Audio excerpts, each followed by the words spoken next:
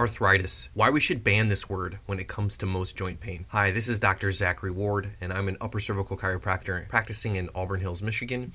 You can find me online at liachiro.com. You can also find my podcast at survival-value.com. I am a co-host with my colleague, Dr. Anthony Rumsey of the Survival Value Healthcast. So let's get back to arthritis. Why we should ban this word when it comes to most joint pain. Have you been told that you have arthritis? What about arthritis in your spine? Have you fooled yourself into believing you are doomed to a life of pain? If you've gotten an arthritis diagnosis, you're going to hear 3 facts in just a minute that may give you hope that things aren't as bad as you might think. The first step in dealing with arthritis is taking your power back over the very word arthritis itself. Why you and I should ban the word arthritis from our vocabulary. 3 reasons. Number 1, it's overused by doctors to explain any pain they can't explain. 2, it creates unnecessary fear and loss of hope in people who really do have options for overcoming their joint pain, even chronic joint pain, naturally. And finally, arthritis as an explanation for most or all spinal pain isn't backed by science, which you're going to see here in a minute. So let's go ahead and dig in, get to the bottom of this, starting with fact number 1. Fact number 1 is that arthritis means joint inflammation. By definition, it's a description. It's not really a real diagnosis. As another example, the word cephalgia is a medical term for head pain. Again, another description, not really a diagnosis. So saying you've been diagnosed with arthritis is about the same thing as saying you've been diagnosed with joint pain. Probably knew that about yourself already. Or maybe someone with head pain saying, I've been diagnosed with a headache. So imagine a patient walks into a doctor's office and the patient says, my head hurts. The doctor says, oh, you've acquired cephalgia. The patient knows what's going on and says, great, you've told me my symptoms in Latin. Thanks. The doctor says, you're welcome. That'll be $179. But some of you may be thinking, but I thought arthritis was a disease. If you're thinking about rheumatoid arthritis, RA, or another disease of the immune system where the body attacks itself, you are right. RA or rheumatoid is a real disease based on real diagnosis, based on real tests. And so are a few other inflammatory arthritic diseases, which is what RA is, like psoriatic arthritis. This isn't the kind of arthritis we're talking about, the kind where you go to your rheumatologist. We're talking about arthritis like osteoarthritis, or joint pain from joint inflammation that has no real explanation. In this case, this kind of arthritis is really a quote-unquote throwaway diagnosis. So why are the joints inflamed? Now that is the question. Chronic joint inflammation, from my perspective, is probably happening for a couple of reasons. Number 1, poor nutrition leading to body-wide inflammation. There's inflammation everywhere. There's inflammation in the joints. There's inflammation in the heart, etc. So there's joint pain. Chronic inflammation in the joints can also come from trauma. For example, you had a whiplash injury 6 months ago. You've tore, stressed, damaged some ligaments in your neck. You may have joint inflammation from that trauma. You can also have poor body and spine mechanics, including not moving enough, sitting down all day, causing the body and spine to break down sooner over time, and certainly being overweight can contribute to this. At my office, we talk about the body being in lockdown or a quote-unquote stress position.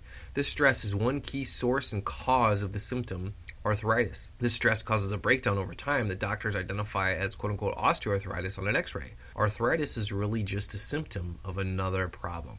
Fact number 2, you can see the results of joint inflammation or arthritis on an x-ray. But here's the deal, you can't really see the pain. So many people get a diagnosis of arthritis after they've had an x-ray of their spine.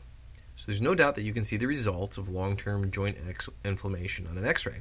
I see it all the time. These results look like calcium deposits where they shouldn't be. So if you think of those mineral deposits inside of an old pipe, that's kind of what that looks like. You can also have joints where joint spaces have shrunk and gotten smaller. Everything looks compacted and squashed. The shape of the joint may have changed. These are all signs you have had arthritis in your spine or other joints. A doctor may look at these changes and say, well, you've got arthritis. And all this means is that you've had some body inflammation, trauma, or some poor body mechanics changing the shape of the joint over time, causing inflammation and breakdown. But from the perspective of the x-ray, that inflammation was in the past. It may still be happening right now, or it might not be. That x-ray won't tell you. Inflammation is a chemical process that happens at the micro level in the body, in the tissues. You can't actually see the inflammation happening in real time. Not on an x-ray anyway, unless you've got some sort of microscope implanted into your body. So an x-ray captures what has happened in the past, just like a telescope looking at stars may see starlight traveling at us from the past, not the present. Arthritis on an x-ray may explain pain you had in the past, but not necessarily the pain you have now. Which brings us to point number 3. Fact number 3. Arthritis on an x-ray happens in people who don't have pain, and it seems to be happening all the time. So here's the short version of a long story. Give 1,000 people an x-ray or an MRI, and many of them will have all kinds of ugly changes in their spine. But many of them will have no pain, absolutely none, and they'll have zero knowledge that their spine looks as bad as it does on an x-ray. So here are a few more details to help that fact sink in. A recent study was done on arthritis on x-ray and MRI, and this is what they found out. In a group of 20-year-olds with zero spine pain, a full 37% will have evidence of disc degeneration in their spinal column. In a group of 80-year-olds on the other end of the age spectrum with zero spine pain, a full 96% will have disc degeneration. So they showed signs of arthritis on an x-ray, but they weren't in pain. So disc degeneration, you could say, well, maybe that's not that bad.